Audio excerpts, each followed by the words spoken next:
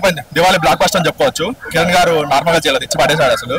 అసలు ఎక్స్పెక్ట్ చేయలేదు. మేబీ ఆ కంటెంట్ ఏది కొంచెం వాళ్ళే ప్రమోషన్ నార్మల్ ఫేక్ ప్రమోషన్ చేస్తారు అనిపించింది, కానీ సినిమాలో వస్తే మాత్రం మీరు 2 hours నాన్ స్టాప్ గానే చేస్తారు.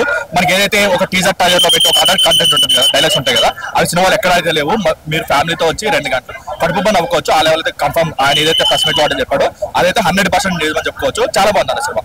సో ప్రీవియస్ మూవీస్ కంపేర్ చేసుకున్నా, ఇప్పుడు ఆయన ప్రీవియస్ కా మూవీస్ కంపేర్ చేసుకున్న కామెడీ తక్కువ సరే, ఇందులో ఒక మనకి నాన్నగారు మూవీస్ కూడా ఉంటాయి, బలే బలే మగాడు కానీ ప్యాట్ గారు మూవీస్ ఉంటాయి. ఒక డిజార్డర్ పెట్టి కామెడీ ఎలా అయితే జనరేట్ చేస్తారో, ఒక ఫన్ ఎలా జనరేట్ చేస్తారో, అలా ఫన్ అయితే జనరేట్ అయితే చాలా బాగా అనిపించింది. ఇప్పుడే కే ర్యాంప్ మూవీ చూసానా, కే ర్యాంప్ బదులు కిరణ్ అబ్బవరం గారి ర్యాంపేజ్ అని పెట్టుకోవచ్చు అన్న. అంత బాగుంది సినిమా. అంటే ఈ సినిమా తోటి అన్న ప్రూవ్ చేశాడన్న. అంటే పక్కా మాస్ కమర్షియల్ హీరో నేను అని చూపించాడన్న. పంచగట్టు కావచ్చు, ఆ డ్రింక్ చేసే విధానం కావచ్చు, అసలు మామూలుగా లేవు. ఎలివేషన్స్ కూడా నెక్స్ట్ లెవెల్ ఉంది. అండ్ హీరో గారు ఎక్కడ వస్తే అక్కడ మాత్రం బీజిఎం మాత్రం నెక్స్ట్ లెవెల్ ఇచ్చి పడేశారు. అసలు లిటరల్లీ కుక్ అని కొట్టాడు. బీజిఎం మాత్రం నెక్స్ట్ లెవెల్ అనిపించింది. అండ్ కేరళ కుట్టి సాంగ్ కూడా చాలా బాగా అనిపించింది అన్న.